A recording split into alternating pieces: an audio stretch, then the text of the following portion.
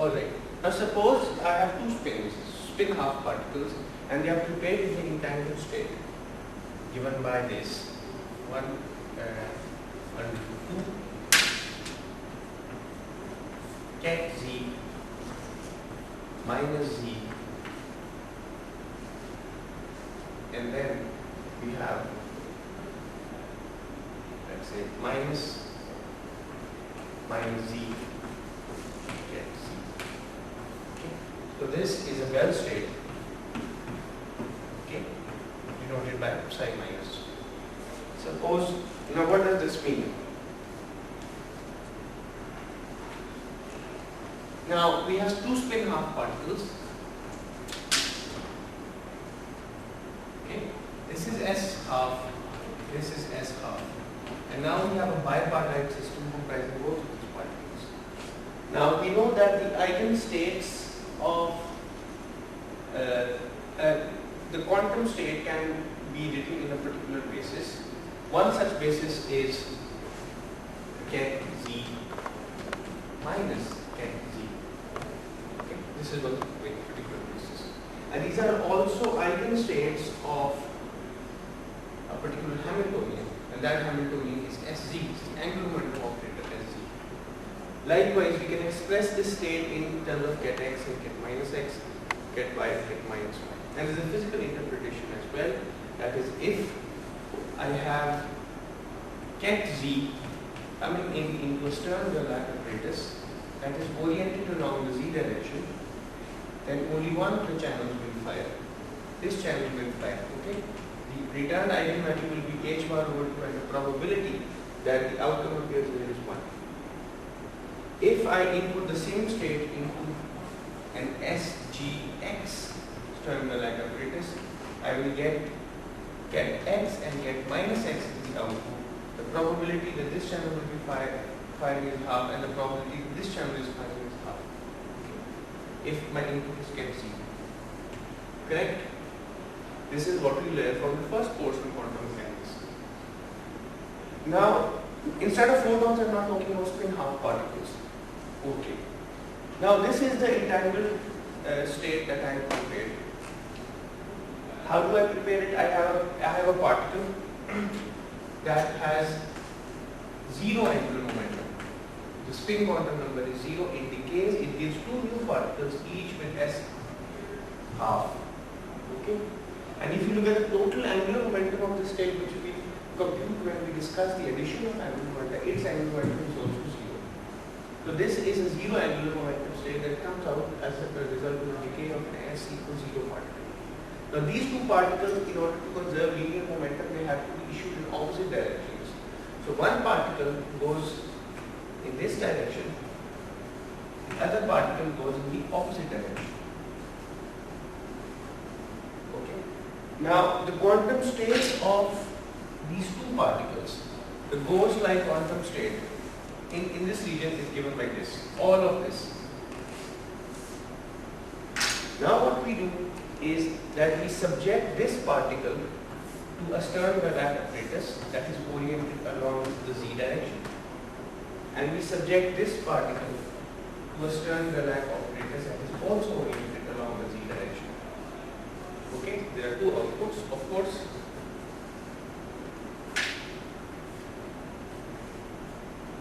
Alright, this station belongs to Alice, and this station belongs to Bob. Now, so an entangled pair, a Bell pair of particles has been produced, and it has been sent, launched to two distant locations, distant stations that would be light years away. One belongs to Alice, the other belongs to Bob, and both of them have at their disposal a Stern Gerlach apparatus that is oriented along the z direction, and they have decided what the frame of reference is going to be. This is the z-axis. This is the x-axis, and this is the y-axis. So this is something that Alice and Bob have already decided, that they would define their axis to be oriented in this direction. So Alice knows what orientation is her apparatus to be pointing. It's along z, and she knows that it's vertical. Bob also knows that it's vertical. Now, if this Bell state has been prepared, what are the possible outcomes?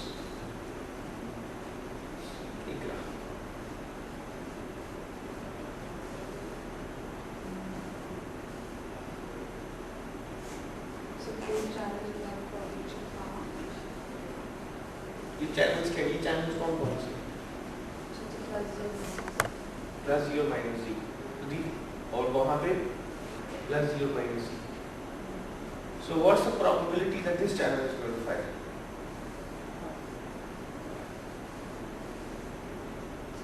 Half. So if this channel fires, so this is the plus Z channel, or the measurement outcome is plus H bar by 2, the measurement outcome here is minus H bar by 2. Here it's plus H bar by 2, and here it's also minus H bar by 2. Now if this channel lights up, which of those channels will light up?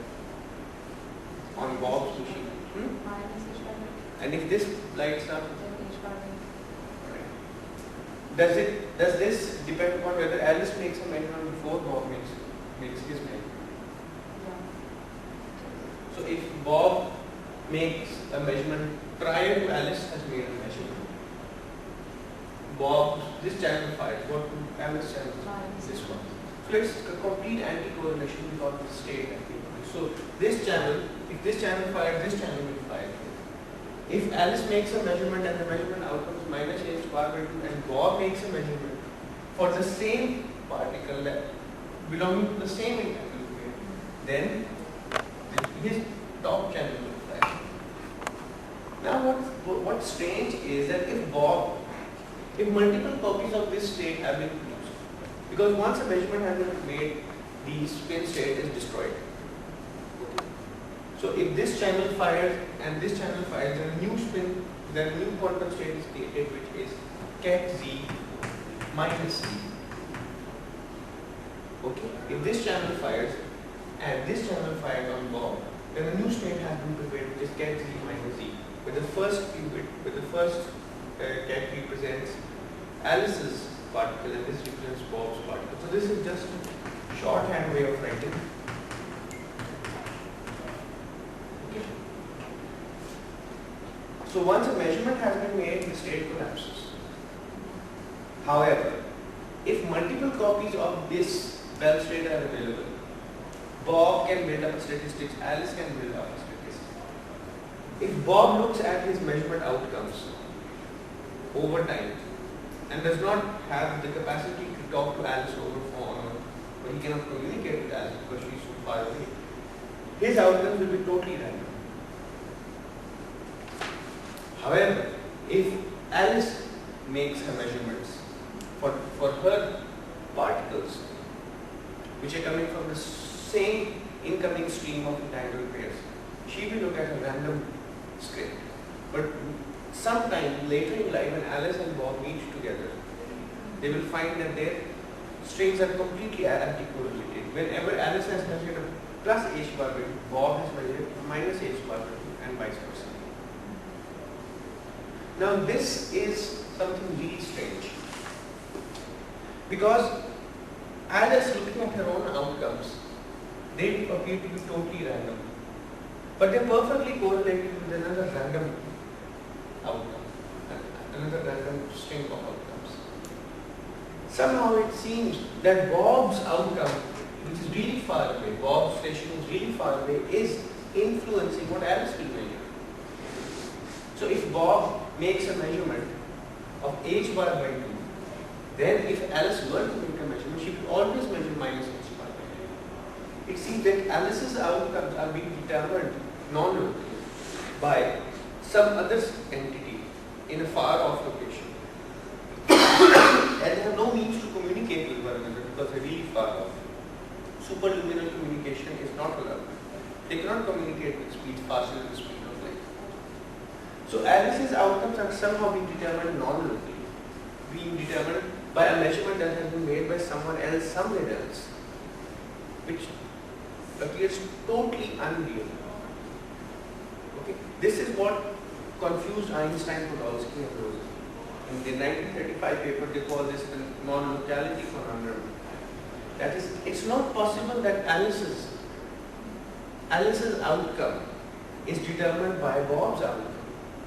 Another thing is that if these particles have been issued, okay, and the particles are in their flight towards Bob and Alice, then once the particle has been issued, the particle does not change its identity from the source to the station bomb. Okay? Now, if Alice were to make a measurement at some later time, she that should not outcome the identity of the particle that has been issued to bomb. So, what Einstein said that every particle must have a definite attribute. It can either be plus z or minus z, and it should not be determined by a measurement that is being made at a crucial location. Okay. Alright. So, how did Einstein try to resolve this conundrum? He said that the particles that are being issued from this, that the entangled pair of particles that are being produced, they belong to different groups. One group is the Z group, other group. Okay, so this is Alice's particle and this is Bob's particle. So one is the Z group, the other is one group. Group number 1 is a set of particles in which Alice gets a Z and Bob gets a minus Z. Okay, so this is a new notation that I have introduced. Okay, this means that Alice makes a measurement along Z axis and he measures h bar by 2. Bob makes at the same time a measurement along the Z axis and he measures minus h bar. So this is one group of particles. But then there is another group of particles which can be produced. This second group of particles is such that Alice receives minus Z and Bob receives plus Z. So this is group number 1 of particles, this is group number 2 of particles. So what Einstein proposed is that particles are being produced in two kinds of populations. The population of this group of particles is M1, the population of this group of particles is M2. ठीक है? अच्छा, तो Alice को अगर Alice measures her outcome to be plus h bar by 2, then this group has been produced. Bob will always measure the particle to be along the minus z direction. If Alice measures her particle to have an eigenvalue of minus h bar by 2, then Bob would have made plus h bar by 2. So after making the measurement, one knows which group of particles has been produced. And there is a certain probability that this group is produced, there is a certain probability that this group is produced. And which of these groups is produced, this is determined by some hidden variable. Okay, some hidden variable, let's call it lambda, which takes up two values, lambda 1 and lambda 2. If lambda equals lambda 1, this group is produced. If lambda equals lambda 2, the second group is produced. So this means that the local realist, this satisfies the local realist. This scheme satisfies the local realist. How does it satisfy the local realist? First, it satisfies the realist. Realism is a term in philosophy. It satisfies realism because the particles that Alice receives have a definite attribute. They are, if they belong to group N1, their attribute is plus C. If they belong to group N2, their attribute is minus C. It's another issue that you don't know which group the particles belong to unless you made a measurement. But the particles received at Alice's station, they have a definite property, they have a definite characteristic, plus Z or minus Z. So the realist is happy. It's not that the particles don't have a definite attribute. They have a definite attribute. It's another question that you don't know the attribute until you make a measurement. And it's local because this outcome is not determined by what's happening here. The particles that are received at Alice's end, they have a definite attribute get Z if they belong to this group. Okay, so it's totally local. So the local realist is happy in this scheme. If both Alice and Bob decide to measure their particles, if their measurement basis is around Z. Now suppose you modify this a little bit. And now Alice and Bob are slightly clever, they know a bit of more mathematics. And now they would like to make the choice of randomly choosing the orientation of this Stern-Gerlach apparatus between the Z and the X axis. So the same psi minus is produced 1 over under root 2 ket Z minus Z minus Z ket Z. Okay. The particles are issued Alice and Bob. Now Alice, this is Alice's station and this is Bob's station. Now the point is that Alice and Bob, they have agreed upon an axis, but now they say that they can randomly choose between X and Z orientations for this Stern-Gerlach apparatus. So they can choose between SGZ or SGX. Okay? And Bob can also choose between SGZ or SGX.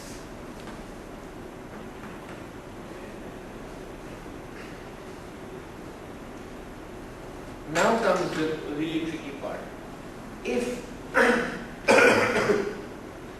SGZ is measured by Alice and H bar by 2 is revealed,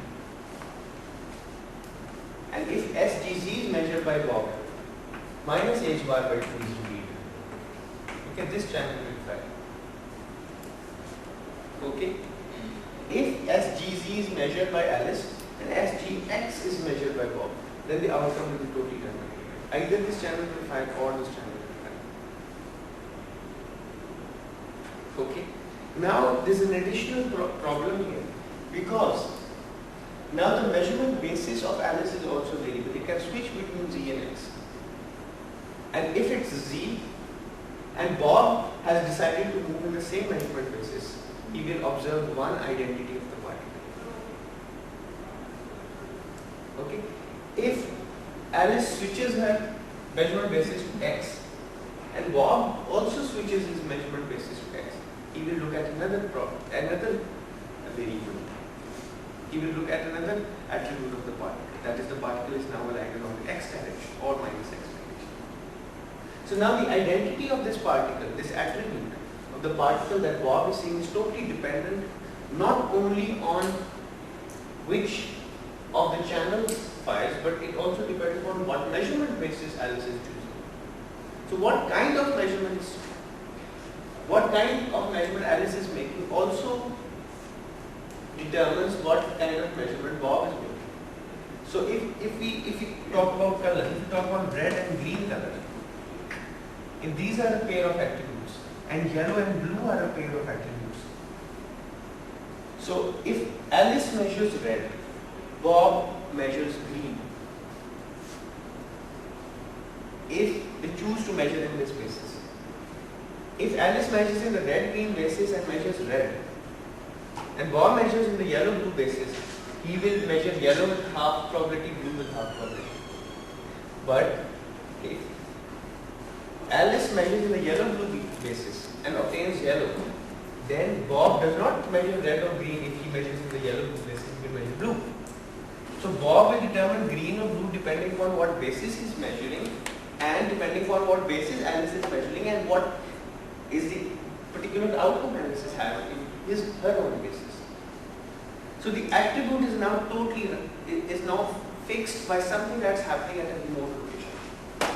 Whether you're measuring in red or green or you're measuring yellow or blue, it is totally dependent upon what kind of measurement Alice is making.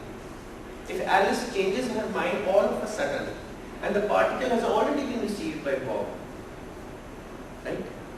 Alice has a particle, Bob has his particle. Alice changes her mind and she was about to measure the Z-axis, but now she suddenly decides to measure in the X basis. Bob has no means of telling that Alice has changed her mind, but still his outcome will be dependent upon how Alice has changed her mind, and there is no way of communicating. So this is totally weird. But Einstein, Podolsky and Rosen in their 1935 paper, he called the famous EPR paper, also tried to make the local realist happy in this case. How did they try to do that? So let's make a table. We have Alice and we have Bob. And let's have groups of particles. So I use the same notation that I introduced earlier. Now the groups of particles are such. We have Z, X, Z minus X, minus Z, X, and minus Z, minus X. So here what do we have?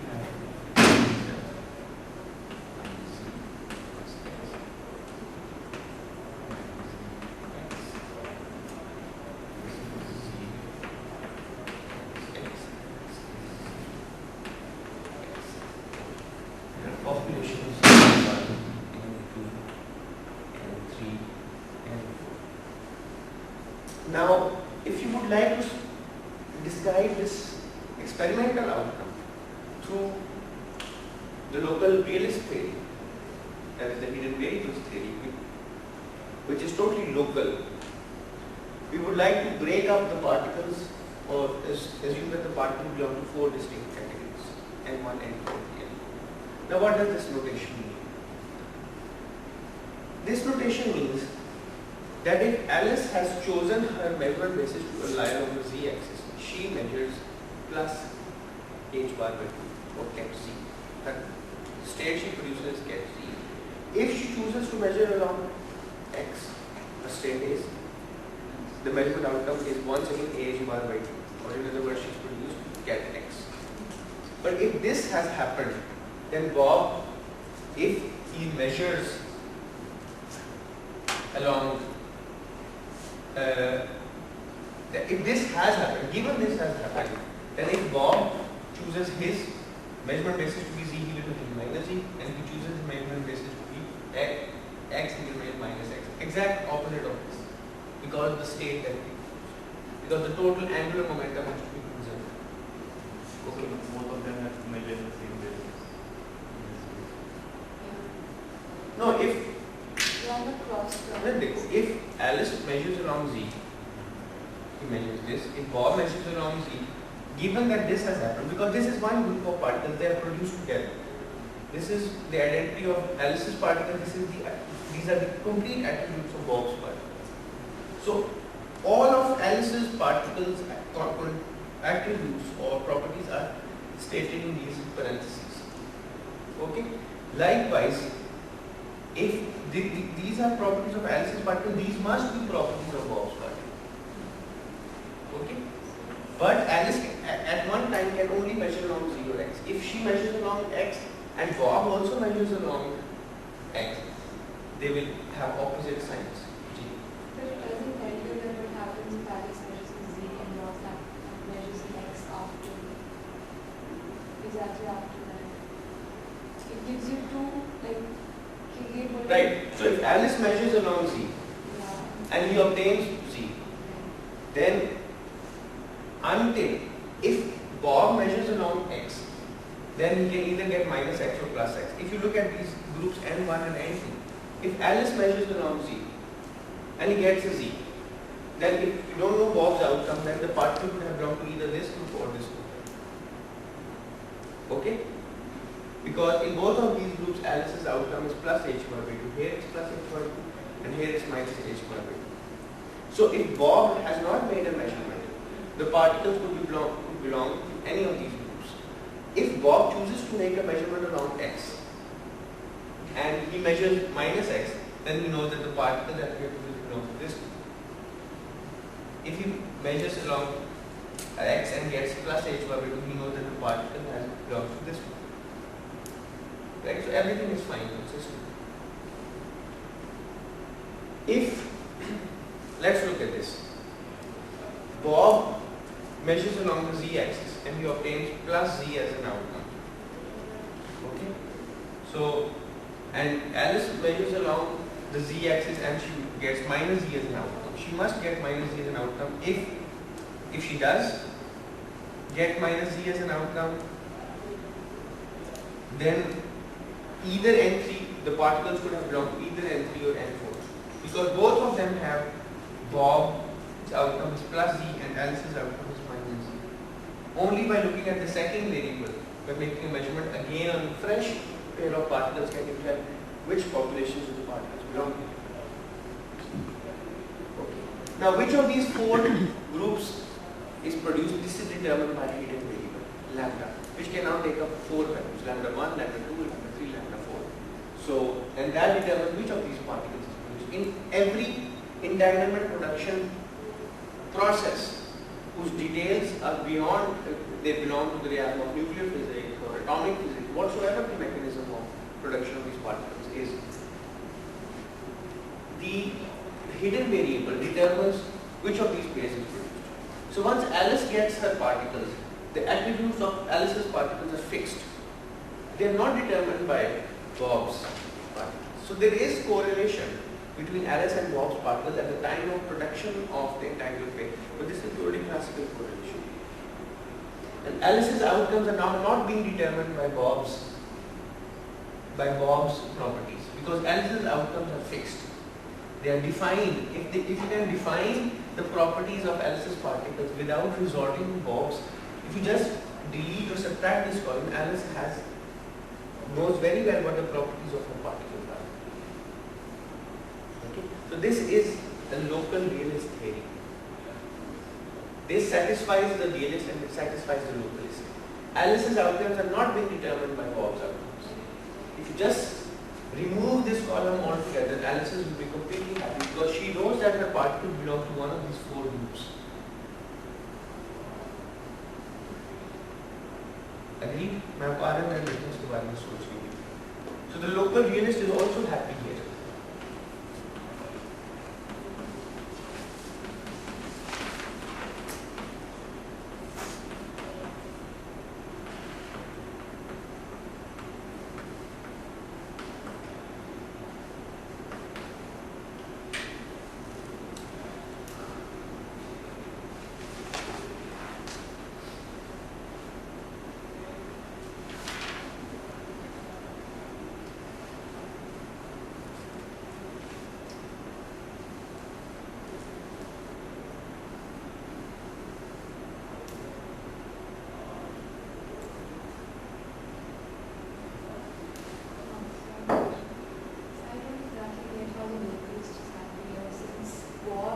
Events are actually indeed dependent on analysis, which means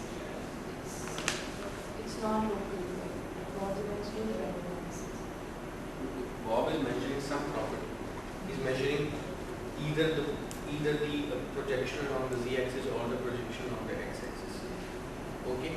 He is saying that his particles belong to one of these four categories. He doesn't know which one, but before making which one of these groups, but it has nothing to do with Alice's measurement. He either measures minus z or he measures plus z. That depends on what Alice expressed. Right, but if he doesn't know Alice's outcome, there is no means of comparison. He would still say that okay, my particle has definite properties. It's either along minus z or it's along plus z. It's either along minus x or along plus x. If I measure my particle to have an x component of the angular momentum to the negative sign, he knows that the particle belongs to this group or this group. It has a definite attribute. So she simply knows that. He simply knows that. He doesn't have to resort to Alice's measurements. So this totally explains the outcomes locally if we subdivide the particles into these four populations. These are classic. It's not that they are not correlated. They are correlated. This is correlated with this. because the total angular momentum has to be 0. This is correlated to this. These are classical correlations.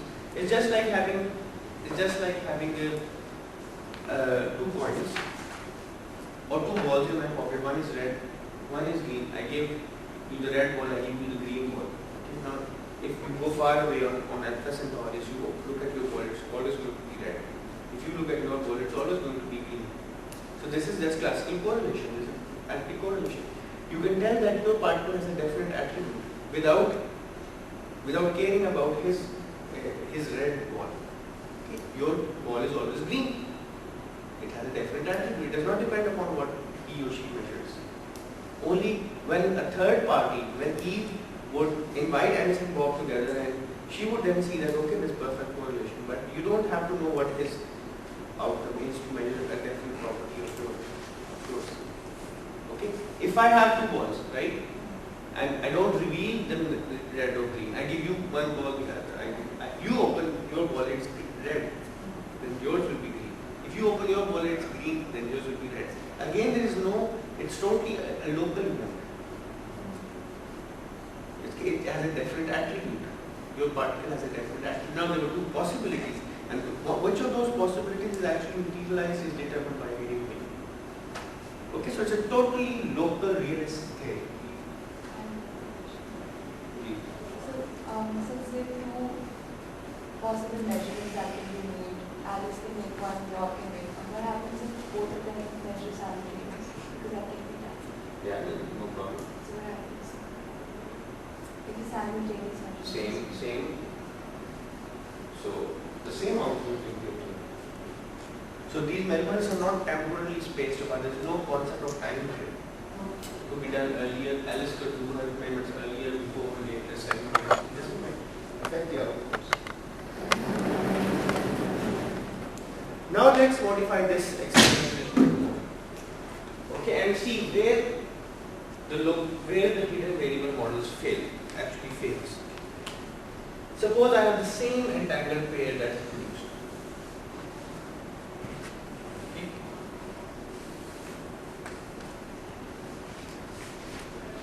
And now Alice has the liberty of choosing her Stern-Gerlach apparatus to point along three directions.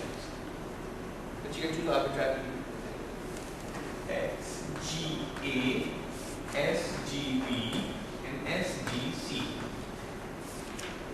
Okay? And these are co-planar directions. Like diagram like this. Likewise, Bob can orient his apparatuses along A, B, or C. Now, this is the z-axis, this is the x-axis. So, there are three axes, A, B, and C. Okay? So, the Stern-Gerlach apparatuses can be oriented along A, along B, or along C in the x-z plane because of the definition, because of the Cartesian defined and Cartesian plane. Now let's make a table and see if the local hidden variables model can explain the measurement outcomes. Okay. Alice, Bob. Now how many groups of particles can we have? How many kinds of populations can we see if we present a local hidden variables model?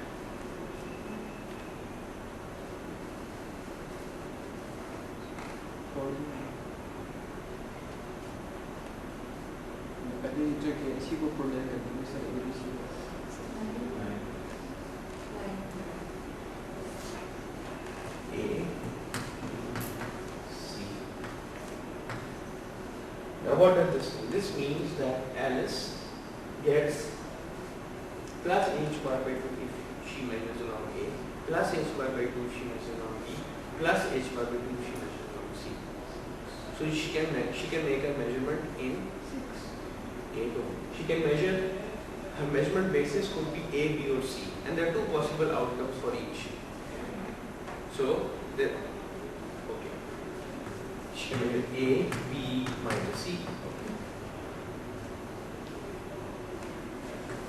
A, minus B, C, A minus B minus C,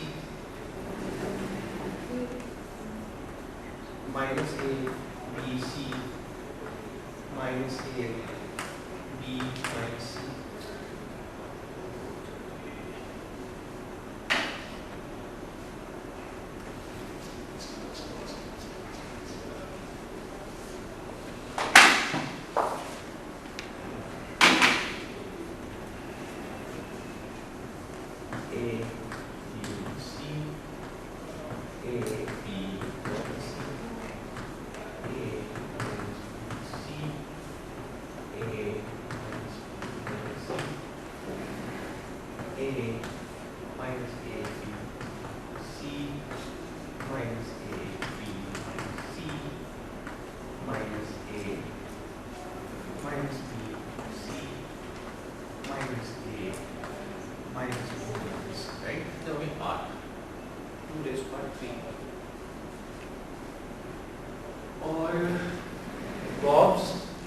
In the same group of particles, Bob's particles must be minus A, minus B, minus C, minus A, minus B, C, minus A, B, minus, minus A, B, C, A, minus B, minus, A, minus B, C, A, B, C, A.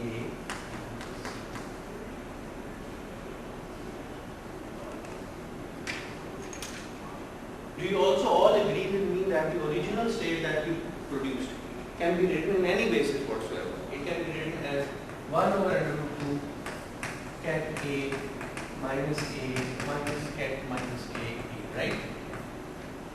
Where cat A is an eigenstate of SA, the angular momentum operator oriented along A. Okay, so these are the 8 groups of particles with populations N1, N2, N3, N4, N5, N6, N7, and N8. Okay. Now, is there any confusion about this table that we produced?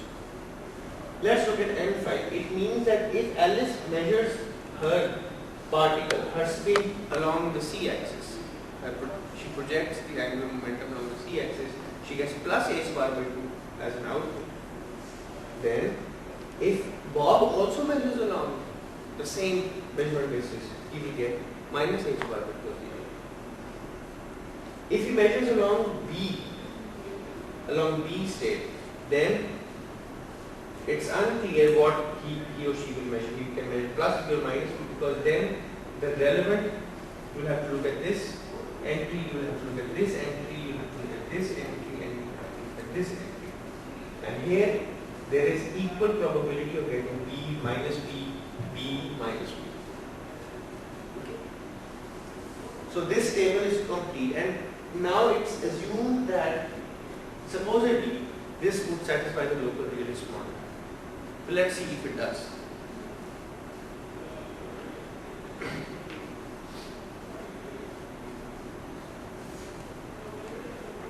First of all, if now the conjecture is that this table will completely describe, make a local realist model. Let's see if it really does. Now let's suppose that Alice and Bob choose different or distinct measurement basis.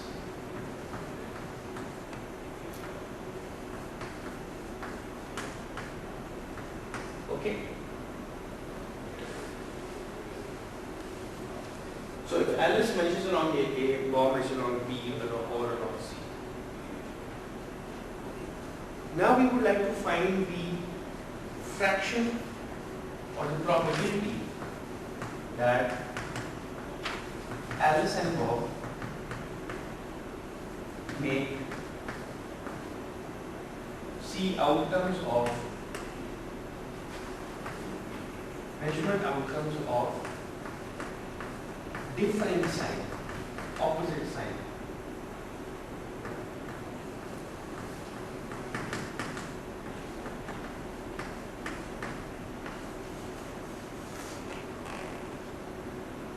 Okay, let's see what the local use model tells us about this. Now what this means is that, okay, let's look at some cases. Alice and Bob choose different measurement bases, and one of them measures plus h bar by 2 and the other measures minus h bar.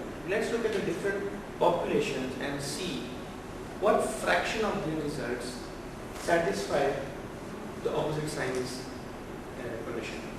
If you are in the population N1, Alice measures along A, Bob measures along either B or C. If she measures along A, her outcome is positive. If Bob measures along B, his outcome is negative. If he measures along C, his outcome is negative. If Alice measures along B, Bob measures along A or C, their outcome are of opposite signs. So whenever the particles belong to group N1, there is a 100% probability that Alice and Bob's measurements will yield opposite signs if they made measurement of differences. Okay? So there is a 100% probability here, probability of 1 here. Okay? So if somehow the particles have been produced in this group and Alice and Bob choose to measure along different bases, then their outcomes will always be of opposite signs. Okay? Likewise, look at N8. If Alice and Bob make measurements along different axes, then their outcomes are always of opposite signs. So the probability is 1 if the particles indeed belong to this group. Now let's look at N2. If the particles belong to this group, if Alice measures along A, Bob can measure along B or C, because this is our given condition. Given that Alice and Bob's measurement bases are different, we would like to find out the probability that they get different opposing signs as the outcome. If Alice measures along B, Bob would measure along B, he will get a minus sign here. But if you measure along C, you get the same sign as, you will get the same positive sign. So it's half probability. If Alice measures along B, Bob measures along A, you get a negative sign, but if you measure along C, you get the same sign. If Alice measures along C, her outcome is negative. If Bob measures along A or B, both of the times his outcomes are negative. So what's the probability that, given, if the particles are in this state and given that they make measurements along different bases, what's the probability that the signs are opposite? 2 by 6.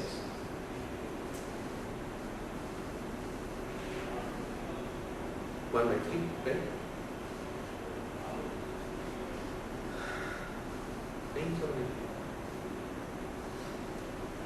इस population को देखो और इसका जवाब दो.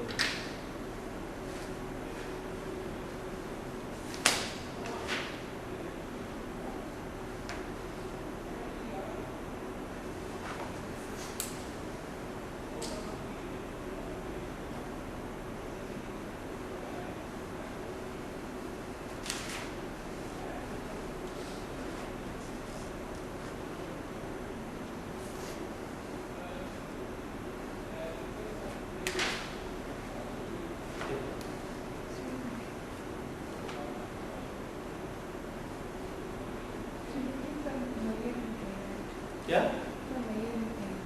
Who made it? Huh? Alice measured the place. Okay. So she gets something that's called H bar by 2, Right. So Bob can either measure in B or C. Right. If he measures in B, so He gets negative. He gets negative. If he measures in C, then he gets positive. Then Right. the Probability is of half. getting positive and negative. Right. But then Alice can also measure in B or in C. We just assuming that the Alice and Bob's measurement bases are distinct. Alice can measure in A or in B or in C. So if Alice measures in B, still the probability is half. But if Alice measures in C and Bob measures along A or B, the probability is 0. So the total probability is 2 by 6. Out of the 6 possibilities, 2 times you're getting opposite signs. So the probability is 1 by 3. अब समझ रहे हैं?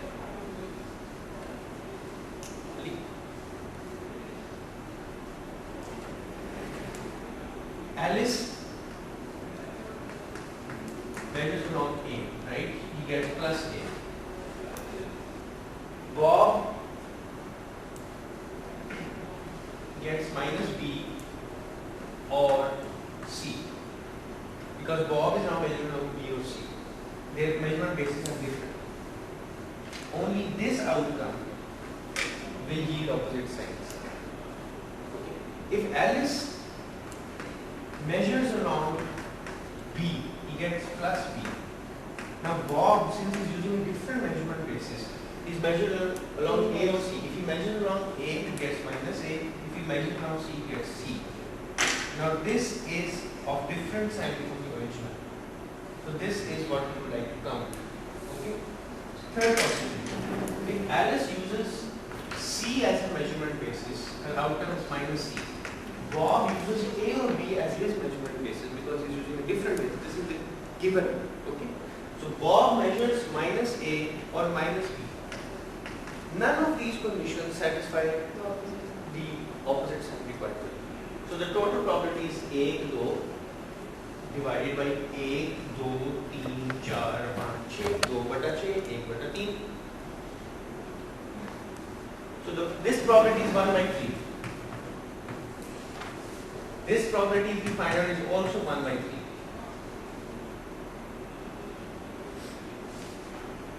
This is also 1 by 3. All of these probabilities are 1 by 3 because in N2 to N7, 2 of the outcomes are positive, 1 is negative, or 2 are negative, 1 is positive. 2 have the same sign and the third has a different sign. So all from N2 to N7, all of these probabilities are 1 by 3. So if you have decided that you're going to make measurement on differing bases, at least 1/3 of the time, the outcomes will be of opposite signs. This is the local hidden, this is the prediction of the local hidden variables real estate. At least 1/3 of the time, you would like to see the outcome of opposite signs if you're measuring along opposite different bases. At least 1/3.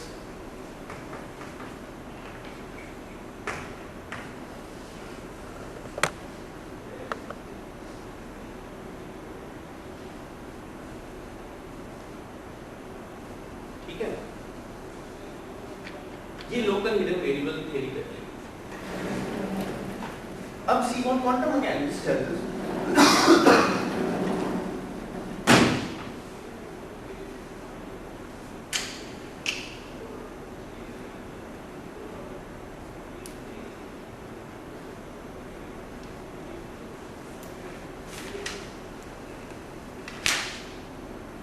समझ आ गई ना? Hidden variables theory or local variables theory की prediction है कि at least 1/3 of the time, if you choose different bases for your measurement, at least 1/3 of the time the outcome must have opposite signs. Now let's see what happens in reality. Suppose Alice measures along A. Okay. Bob measures along a distinct axis B.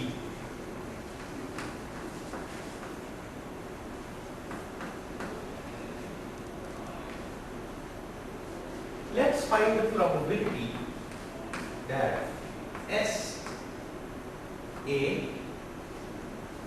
measured by Alice is h bar by 2 and S along B measured by Bob is of the opposite sign minus h bar by 2. Let's find out this problem.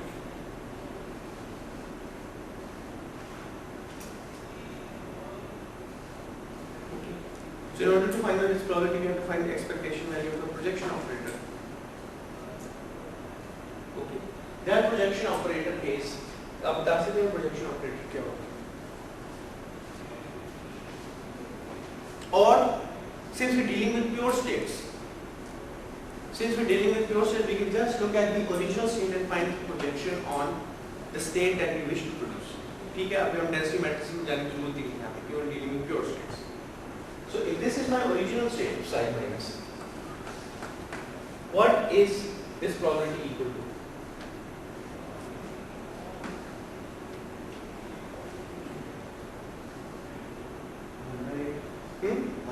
नहीं, 1/8 कैसे? आप बताओ कि inner product कैसे form करें? Z और minus Z कहाँ से आ गया? A n minus B. Projection on A, then say minus B, right? Modular square.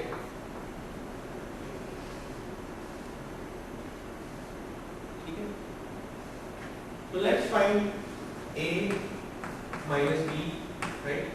Projection on, let's find the probability on 1 over under 2. The original state is psi minus. Psi minus I would like to write as A minus A minus minus A.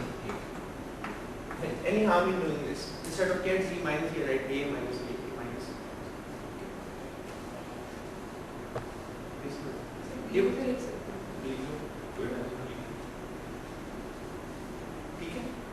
Now I would like to find this inner product. First qubit, okay? 1 over under 2.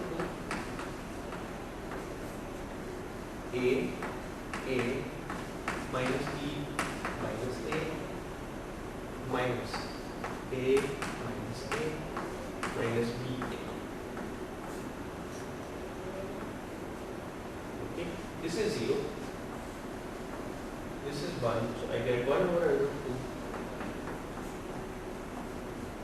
minus B minus C.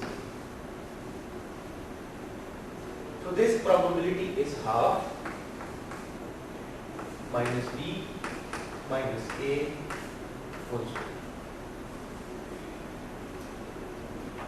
Likewise, find the probability. Now, the measurement basis of Alice and Bob are fixed. Alice is measuring along A, Bob is measuring along B.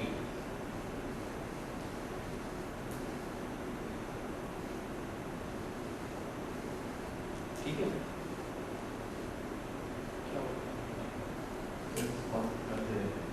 कौन सी minus B minus ए देखो ना, minus B A का इसके साथ में product minus B का इसके साथ, A का फिर इसके साथ और माइनस B का फिर A के साथ. अब ये A और माइनस A दोनों टॉप में, तो ये 0 है, ये 1 है, ये माइनस B है.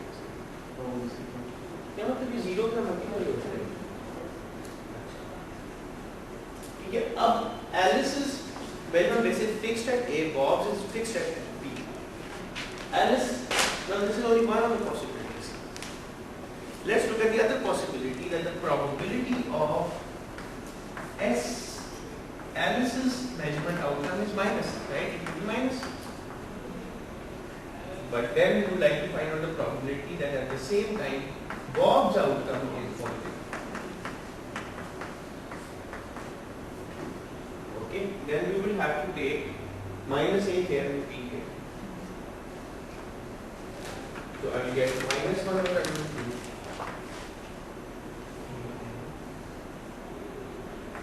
BA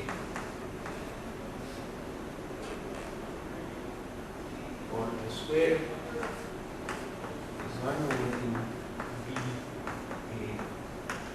on the square.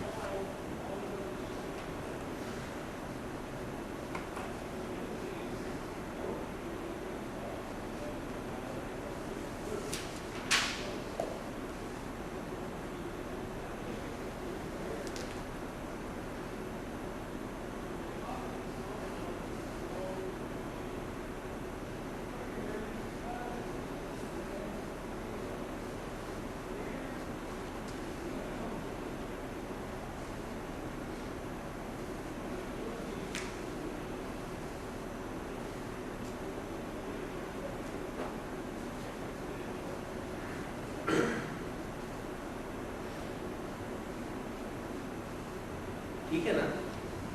अच्छा,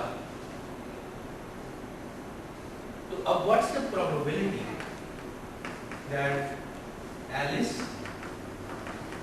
measures along A and B measures along B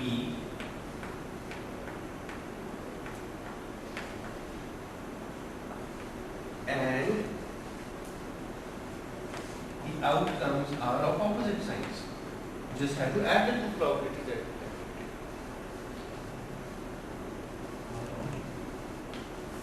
Opposite signs.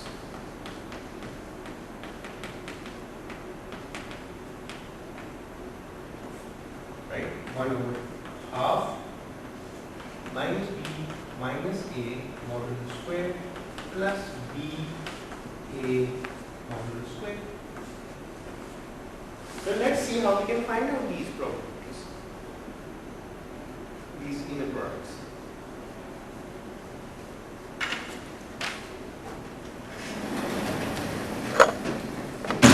If this is A, my axis A, this is my axis B, of course there is some other axis as well, C. The angle between these axes, suppose is theta AB, this angle suppose is theta EC. Or theta CB, okay.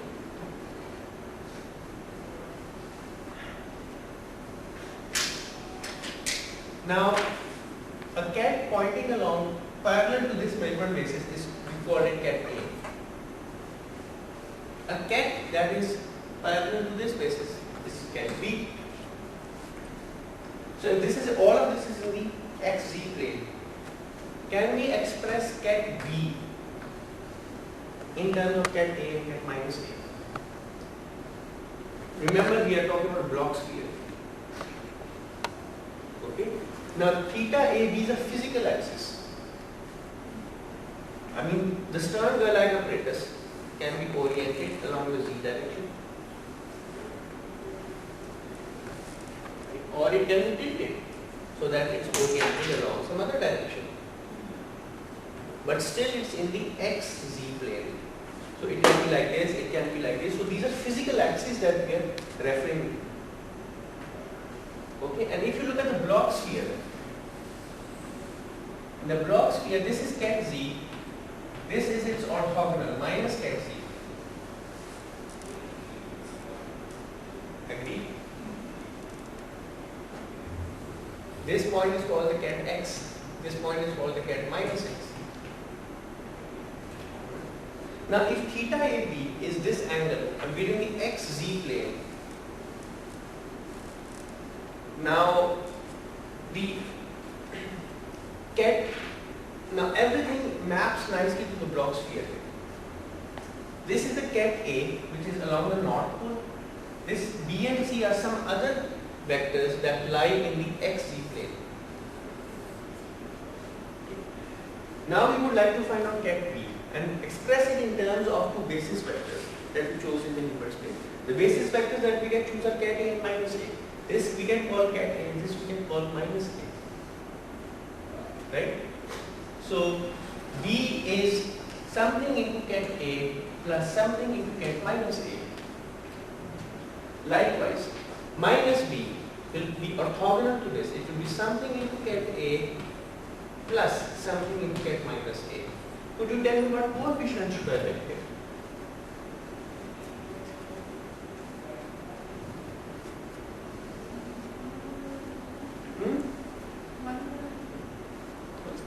Cosine of theta AB divided by 2.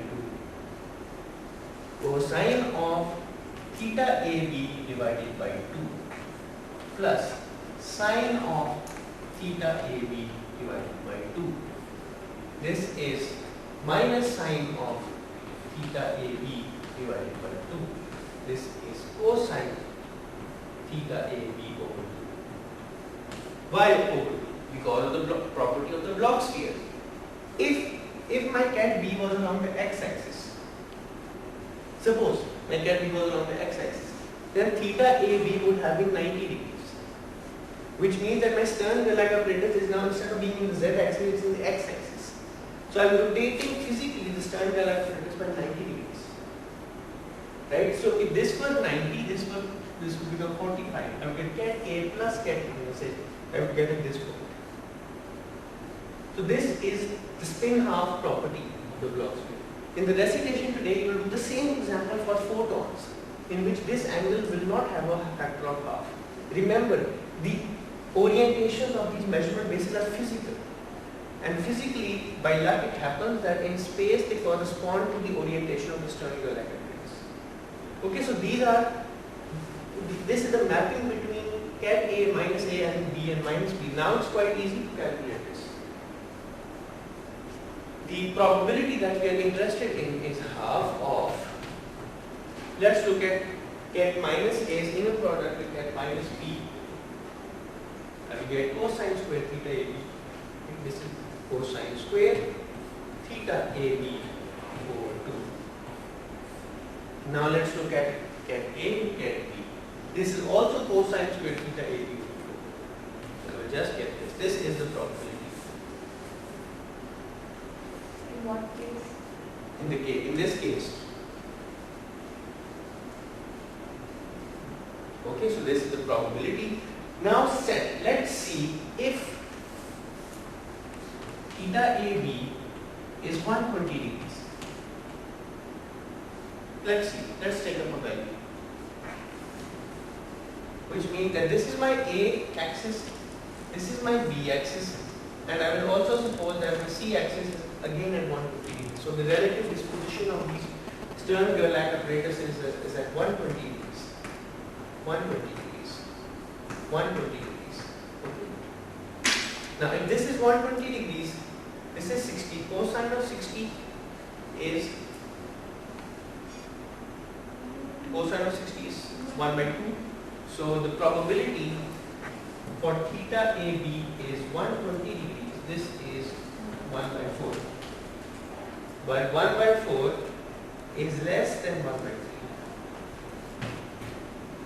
Whereas we had determined in the local hidden variables model that at least if the Alice and Bob orient their axes along different axes, the probabilities that they get oppositely signed outcome must be at least 1/3. But quantum mechanically we are observing that if we orient our measurement basis, if Alice and Bob orient their relative orientation between their measurement basis at 120 degrees, the local hidden variable model fails. This cannot be explained by local realistic variable. And in a sense, quantum mechanics has to be non-local. Okay, so how do we test that quantum mechanics is non-local? One can perform experiments. Now, in the last 5 minutes, I would like to build upon this a little bit further, so that we can actually finish this discussion.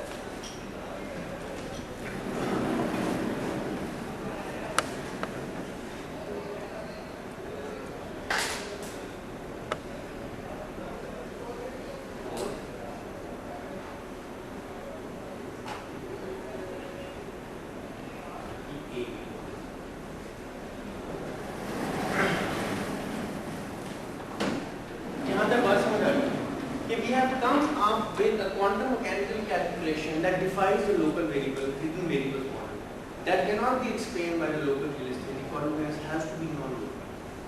Now let's look at another manifestation. Suppose I look at the probability that Alice measures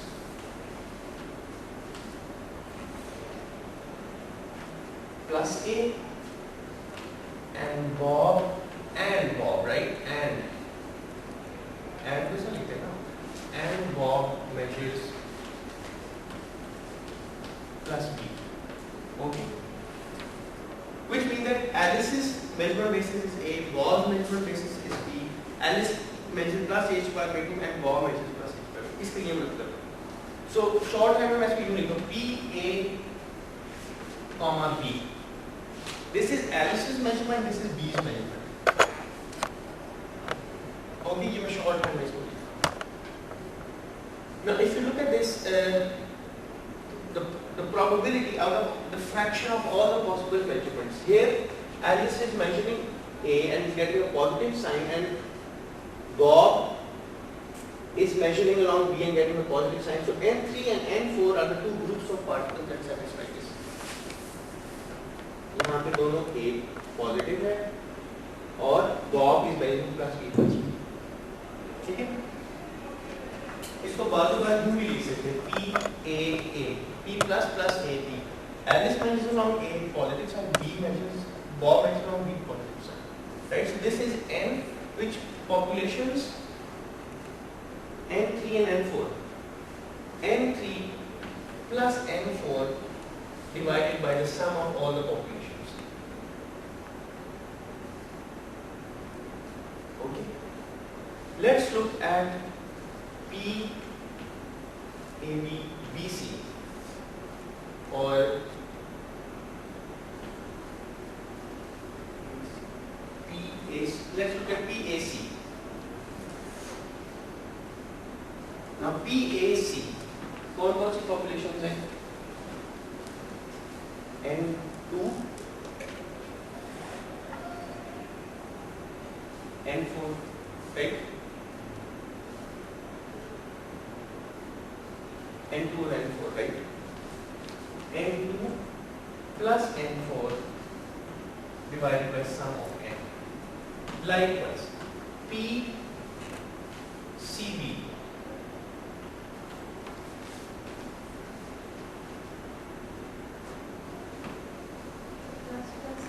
plus plus sir. P C B C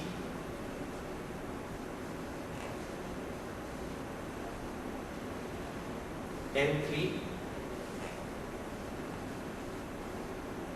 N7.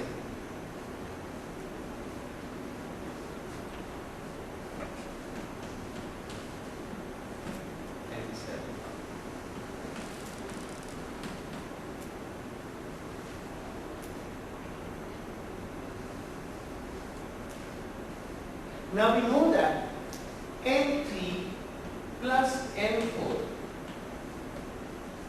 must be less than or equal to N2 plus N4 plus N3 plus N7. Right? This we know because all these populations have to be positive. N3 plus N4 has to be smaller than this.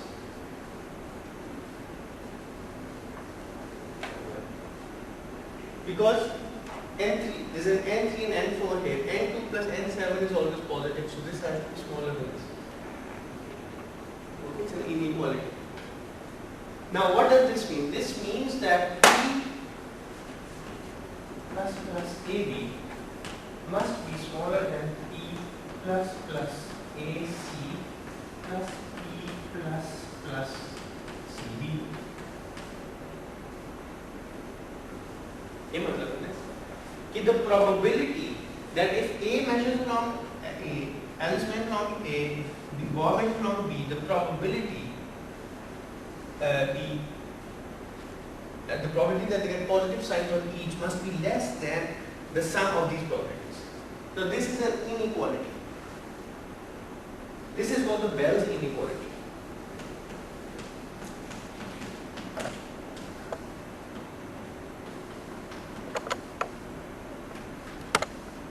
Now this can be experimentally verified. Okay, how can it be experimentally verified? Alice and Bob have two Stern-Gerlach operators. Alice orients along A, Bob orients along B. They look at the probabilities or the fraction of outcomes in which they get positive signs on both the outcomes. Then Bob changes his orientation to C. Alice keeps it at A, and then they look at the fraction of outcomes where both of them yield positive signs. Then both Alice and Bob change their orientation, so that Alice changes it to C and Bob changes it to B, and they look at the fraction of outcomes where both of them yield positive signs, and then they look whether this inequality is satisfied or not. If this inequality is violated, it means that quantum mechanics cannot be looked at. So there are multiple experiments that have been performed of this nature which have violated this inequality. So if this inequality is violated, quantum mechanics cannot be described by a local hidden variables model. Okay? Now one possible orientation is that if A, B and C are all oriented at 120 degrees, you can find out what these probabilities are. This probability, we've already found out, this probability is simply cosine square theta AB over 2. Oh sorry, it's not cosine square theta AB over 2. I'm so sorry. Because cosine square theta AB over 2 is the probability that both of them yield opposite outputs. But then both of them can be positive, both of them can be negative. So it's 1 minus cosine square theta AB over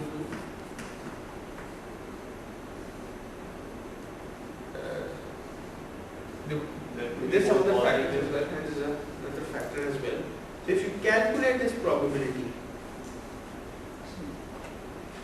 plus or minus equally.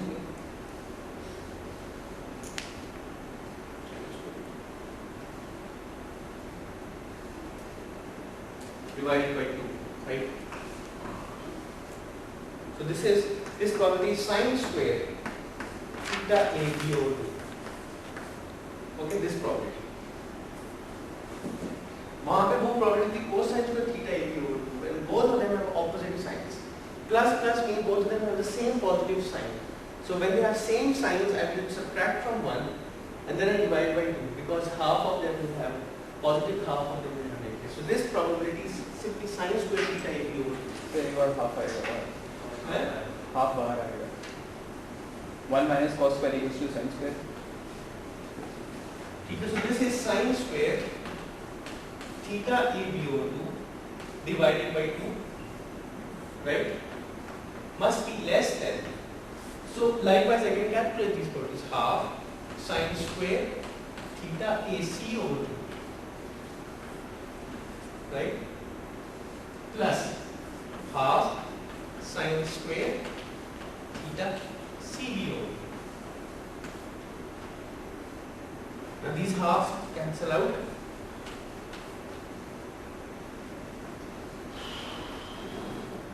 And what I am left with is sine square theta AB by 2. If all of these angles are equal, let's call it theta. Sine square theta by 2 is less than or equal to 2 sine square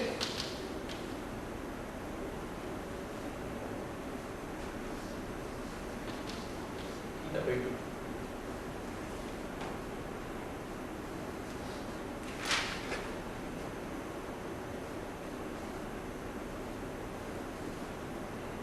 Now let's say theta is 120 degrees. Okay? So this is sine of 60 squared. Sine of 60 is under 3 by 2. So I square it, I get 3 by 4. Now this is sine of 60 under 3 by 2, 3 by 4.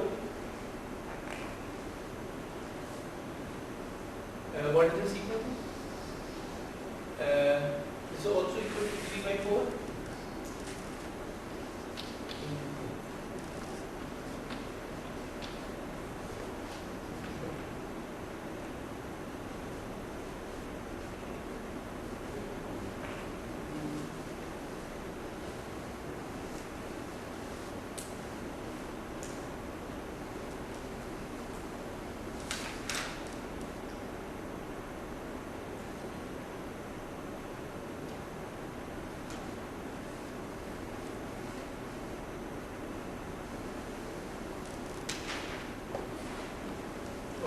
So this is not clearly violated for these particular angles. However, let's look at another. Let's have A here, let's have B here, and let's have C here.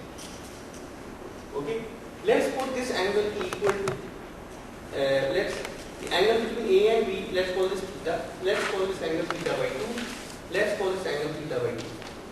So this inequality is clearly not violated for theta equal to 120 degrees. But let's see if it's violated for these angles.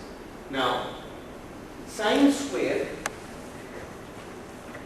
what's the angle theta AB? Theta AB is theta. Okay? Must be less than or equal to 2 times sine square. Now I cannot use, because the angles are not equal, I have to use this full equation. Sine square theta AC over 2. What is theta AC?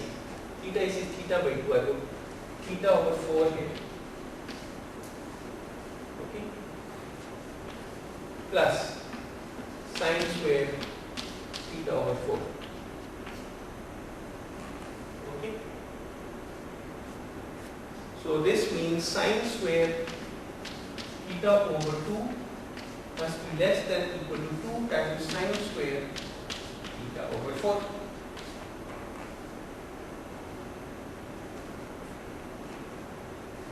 Okay. Suppose this theta is 120 degrees. The angle between A and B is 120 degrees. Okay. So this is sine square of 60. Sine of 60 is under 3 by 2. This angle 3 by 4 here. Now if theta is 120, 120 divided by 4 is 30 degrees. Sine of 30 is 1 by 2. I square it, I get 1 by 4 times 2. I get 1/2. Now is this inequality true? No.